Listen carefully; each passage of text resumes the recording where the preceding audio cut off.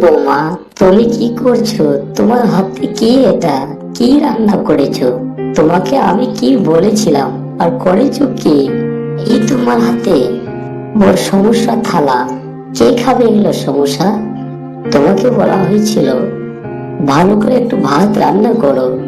তোমার শ্বশুর বাবা মাঠে গেছে, সে তো মাঠ থেকে এসে কি খাবে বলো? তোমাকে নিয়ে আমি আর পারছি না। তোমাকে নিয়ে যে আমার জ্বালা কি যে করি, যত ঝামেলা তোমাকে নিয়ে হয়েছে আমার। বলছি একটা, করছো তুমি একটা। মাথায় কি বুদ্ধি শুদ্ধি নেই তোমার? কি করে শেখাবো তোমাকে? মা, বাবা বলেছিল ওনাকে মোর সমস্যা খুব পছন্দ, তাই আমি সমস্যা বানিয়েছি। তোমার যদি অসুবিধা হয় তাহলে আমি ভাত রান্না করে দিচ্ছি মা। এভাবে আমাকে বকুনি দিও না মা, বকুনি দিও না। তুমি দেখবে বাবা যখন মাঠ থেকে আসবে সে খুব পছন্দ করবে।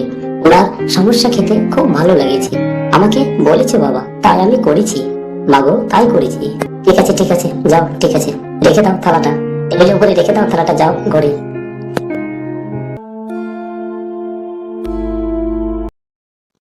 বাহ, সত্যি তো, সমস্যা তো সত্যিকারের মা বৌমা ভালো রান্না করেছে। সমস্যাগুলি তো খেতে বেস্ট সুস্বাদু। এ তো সত্যিকারে। আমি মনে হয় বৌমাকে বকুনি তো ভুল করলাম মনে হয়। ধুর, যাকে খাওয়া যাক। এগো মিন্নি, এই তো সুন্দর সমস্যা বৌমা বানিয়েছে। দেখছো, বৌমাকে দেখে শিখো সমস্যা বানাতে, কত সুন্দর সুস্বাদু। বসে থেকে সেন্ট পাচ্ছি, খেতেও ভালো লাগবে। তাই আমি বলেছিলাম বৌমাকে সমস্যা বানাতে, সুন্দর করে বানাতে, তাই করেছি। বৌমা দেখো কত সুন্দর মা, আর তুমি শুধু তাকে অযথা বকুনি দিচ্ছ। দেখো, আমার মনে ভুল হয়েছে, আর বৌমাকে বকুনি দেব না।